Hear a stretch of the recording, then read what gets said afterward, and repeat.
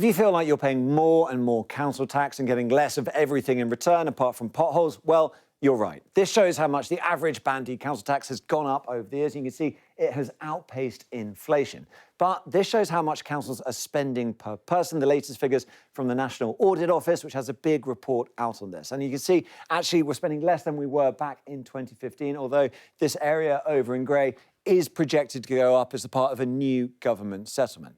So councils in the past, they've been receiving more money but spending less per person. How does that work? Well, first off, real-term spending hasn't kept pace with population growth of 5% over that period. And when we're talking about population growth, effectively, we're talking about immigration, because people arriving in the UK has been the main driver of population growth over that period rather than births.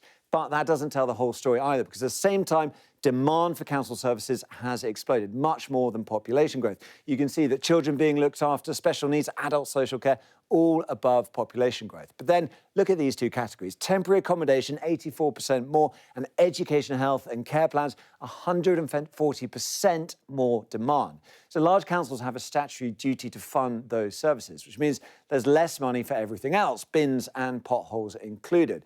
As a result of that, we've seen more and more councils issuing what's called a Section 114 notice, effectively a declaration of bankruptcy, and that means a council goes into special measures.